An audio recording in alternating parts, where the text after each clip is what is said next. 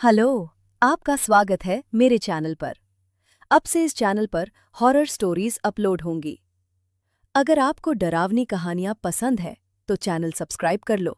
धन्यवाद। कहानी शुरू करते हैं। मैं कभी किसी को ये बात बताता नहीं था, क्योंकि लगता था लोग या तो हंसेंगे या कहेंगे मैं पागल हूं। पर आज सोचता हूं, अगर ये बात अंदर ही अंदर खाते रहने से कुछ नहीं बदलता तो किसी को बता देना बेहतर है। शायद किसी और ने भी ऐसा कुछ महसूस किया हो। 3 महीने हुए थे। दिल का दौरा पड़ा था। सब कुछ अचानक हुआ था। मैं मुंबई के पास ठाणे में अपनी नई जॉब के लिए शिफ्ट हुआ था। फ्लैट अच्छा था, 1 BHK, साफ, खामोश और शहर से थोड़ा दूर। मेरे जैसा ही फ्लैट था, बिल्कुल शांत। शुरू के दिन शांति से बीते थे। कुछ अजीब नहीं हुआ, बस अकेलापन बहुत महसूस होता था। कई बार मैं माँ की फोटो देखता और हल्के में मुस्कुरा देता। फोटो वहीं टेबल पर रखी थी, दीवार के ठीक नीचे, जहां वो ट्यूबलाइट लगी थी। कुछ दिन बाद मैं सोने ही वाला था कि ट्यूबलाइट ठक करके बंद हो गई, ऐसे जैसे किसी ने स्विच ऑफ किया हो। मैं उठा, स्विच चेक किया, बंद नहीं था। बत्ती 2 मिनट बाद खुद जल गई। पहली बार लगा शॉर्ट सर्किट होगा। अब हर रात ऐसा होने लगा।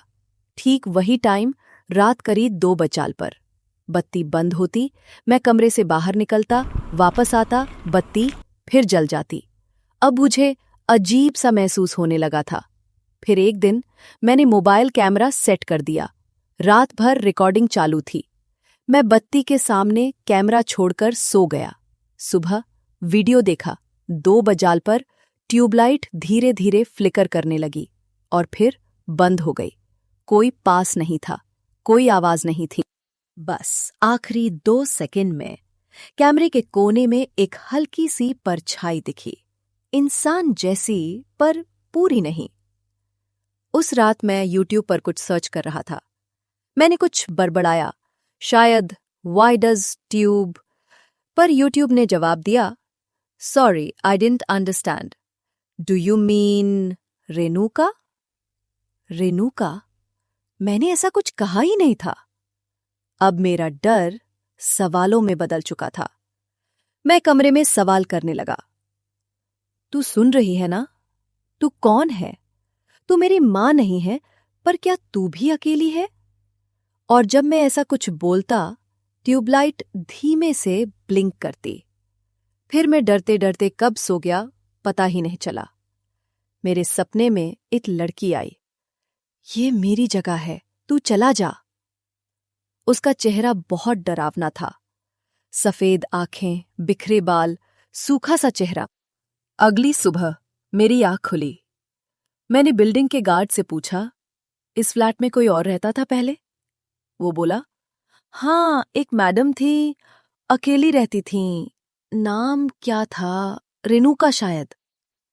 मेरे पैरों तले जमीन खिसक गई। अब मुझे डर लगने लगा था। ऑफिस गया, लेकिन पूरा दिन वही चेहरा दिमाग में घूमता रहा।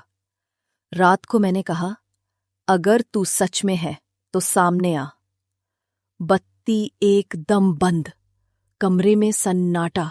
मैंने टॉर्च ऑन की और शीशे के सामने गया, और पहली बार मैंने खुद को देखा और अपने पीछे एक और चेहरा, सफेद, फीका और आंखें सूनी। अभी के अभी मेरा घर छोड़कर चला जा। फिर अचानक घर की सारी लाइट्स जल गईं। कमरे में फुसफुसाहटें गूंजने लगीं। मैं डरते डरते सोने चला गया। मैं सोचने लगे था, फ्लैट छोड़ दूं, पर 6 महीने का एडवांस रेंट दे दिया था और पैसे नहीं थे। फिर वो फिर सपने में आई, अब और भी डरावनी।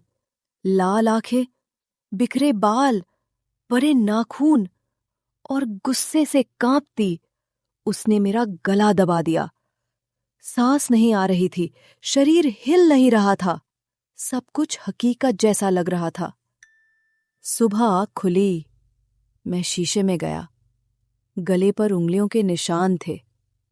अब यकीन हो गया, ये सपना नहीं था। अब ये रोज होने लगा। गार्ड ने एक दिन पूछा, कुछ बात है क्या? मैंने डरते हुए कहा, नहीं। वो बोला, आपसे पहले भी एक परिवार आया था, 5 दिन में चला गया, क्योंकि वहां एक लड़की ने फांसी लगाई थी। लोग कहते हैं उसकी आत्मा वहां भटकती है। रात को फिर वही आवाज आई, मैं तुझे आखिरी बार बोल रही हूं, चला जा यहां से, ये मेरी जगह है। दरवाजे पर खट खट खट की आवाज।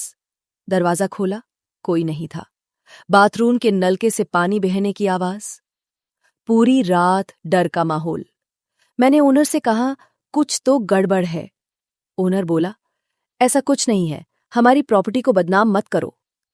फिर गार्ड ने मुझे एक बाबा का पता दिया। मैं वहां गया। एक बुजुर्ग आदमी, आंखें बंद किए, शांत बैठे थे। उन्होंने बिना पूछे कहा, बहुत देर कर दी बेटा, अब तक वो तुझे मार चुकी होती। तेरी माँ ही है जो तुझे बचा रही है। मैं चौंका, मेरी माँ?